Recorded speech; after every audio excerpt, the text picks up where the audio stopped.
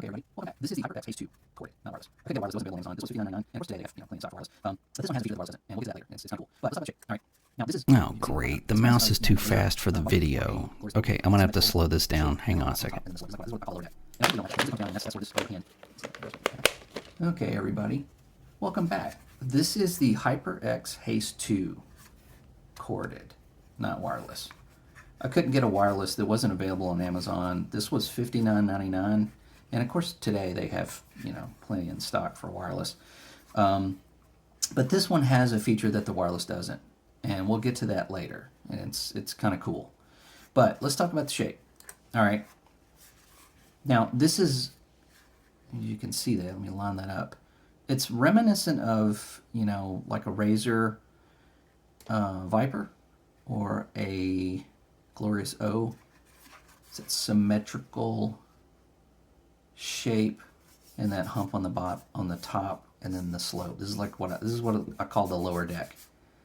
And I typically don't like that because it usually comes down, and then that's where this part of your hand, you can see that it rests right there. I typically don't like that. That's just me, but this has a more pronounced hump right here that's raised. And where that lands is right there on my hand.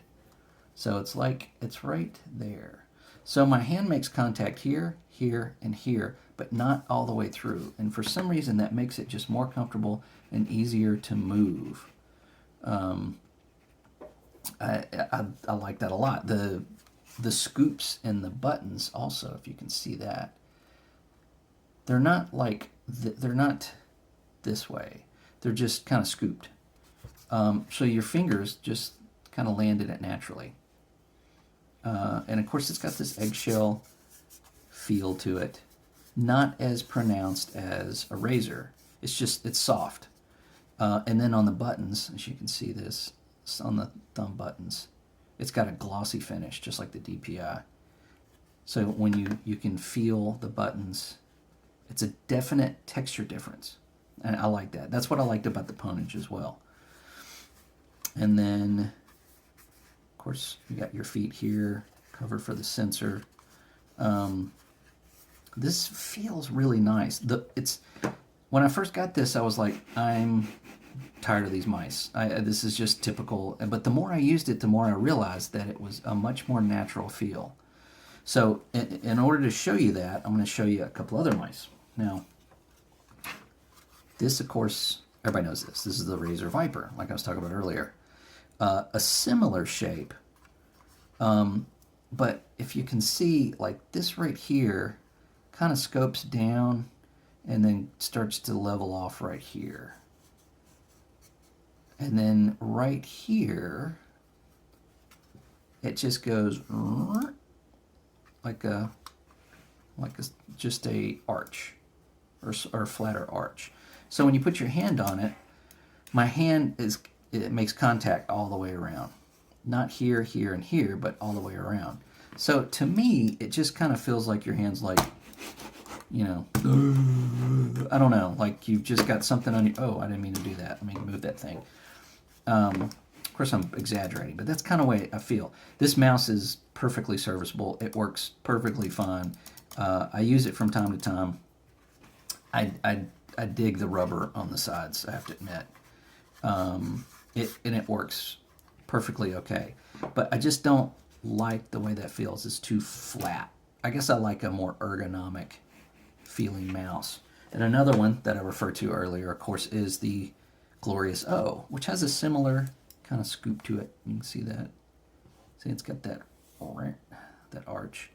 And this one's a little weird because if you notice, the buttons are kind of scoped down. Sorry, sloped down, not scoped down. So when you put your fingers on it, they're fine. They just don't feel as good as this. These have they just go scoop right into it. Just they go right in, like a kitten and go in, you know, falling asleep in a sock. I don't know. And of course this is riddled with holes, and I don't like the way this feels over time. Playing with it, it just, I think it's just the difference in the texture, in the feel from right here to here. I don't know. I'm picky. Obviously, I buy a bunch of mice. That's why I make videos on them.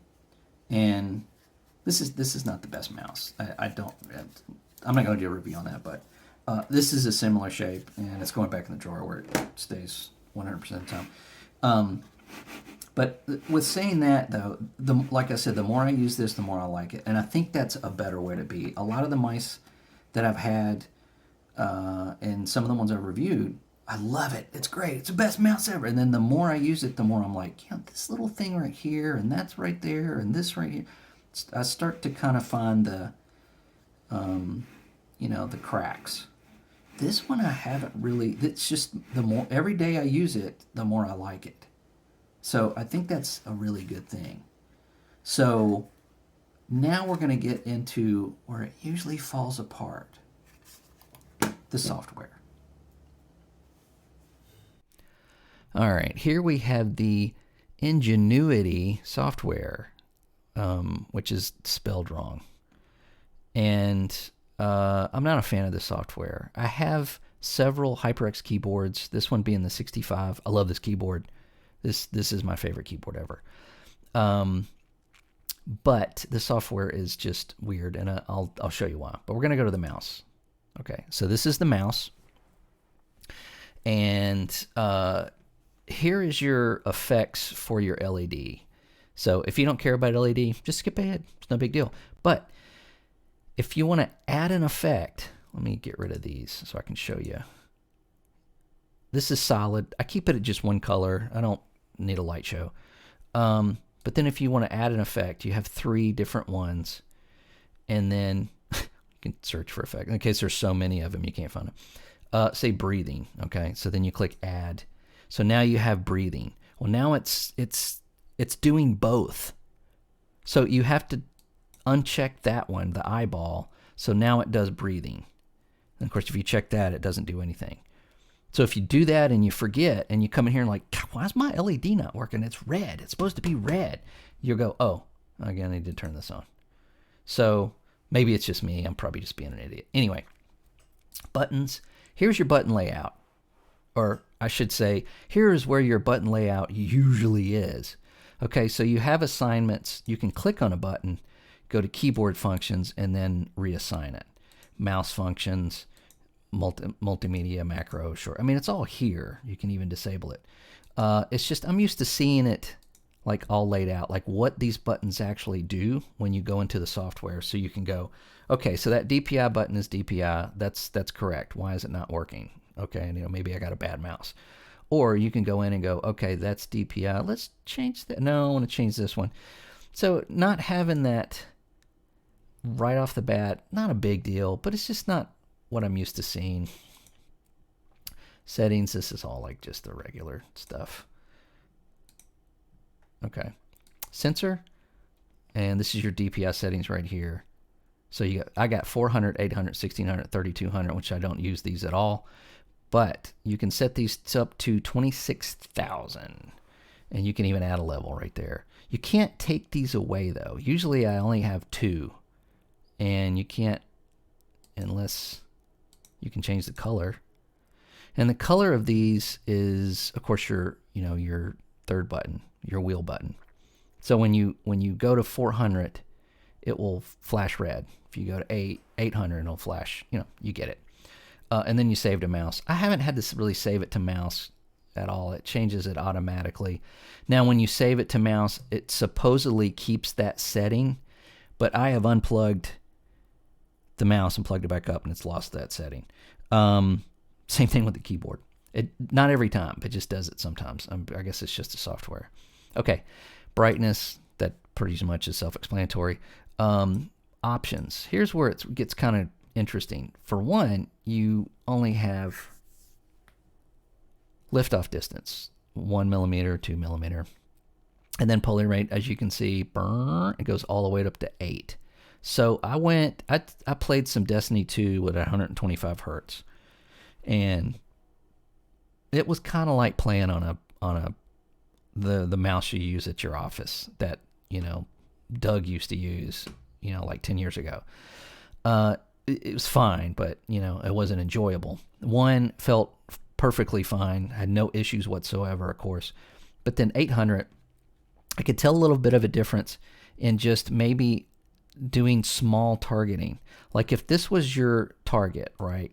And sometimes I run over and I go, I have to correct. And that's just me not being a pro gamer, But with the 800, I seem to do that less. Like I was more in just like moving it to where I wanted it and then pop, pop, pop. So I'm leaving it at 800. Now, am I saying that you need this mouse so you can get 800? No, not at all.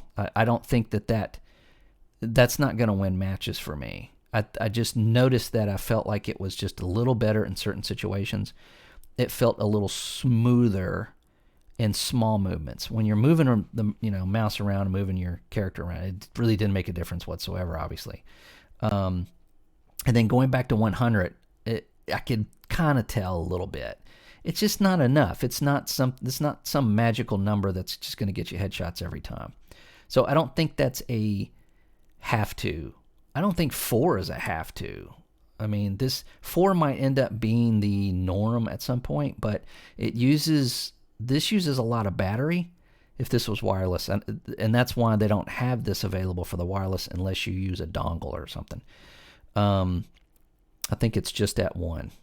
So, but an interesting feature, and as you can see, I leave it on 8 because, hey, why not? It's corded. It's not, it's probably going to show up on my electric bill. Presets are presets. You can duplicate them, you can change them, you can have different ones for different games, that kind of thing. They don't work, at least on the keyboard. I don't make them for the mouse, but on the keyboard, sometimes they work, sometimes they don't. But we're not talking about the keyboard. We're not talking about the HyperX Alloy Origin 65 with red keys. That is amazing. We're talking about this guy. So, yeah, that's pretty much where we are with the software. So, not the best software. I don't like the layout. I think it's clumsy. Some of the other ones that I have reviewed. Oh, by the way, you can do light sync between these two, but I don't. I think it's much better. I think it offers more features. But with saying that, I really didn't have any trouble finding anything in it, and I was able to just pretty much set up the mouse the way I wanted quickly. So it's not the worst thing in the world. It's just not the best thing. So now we're going to sum up. Okay, at this point you're probably going, well, what is polling rate? Well, the polling rate is the rate at which the movement info from the mouse gets to the PC. So essentially, the more it is, the faster it is, the more information you get at a time. I left a link at the bottom of a couple of videos that you should watch that explain this a lot better. And one of them explains why maybe you don't need anything above 1,000. So the other one, of course, also explains maybe the psychological effect of the 8,000, and you maybe just think you see it as better, and that may be what I'm seeing here. I don't know. Again, I don't think this mouse is something that you should buy because it's 8,000 polling rate or the option of. I think this is a mouse that you should buy because it is a solid, well-built, very comfortable, accessible mouse. It's affordable, it's pretty, and it works fantastically. So yeah, don't worry about the polling rate.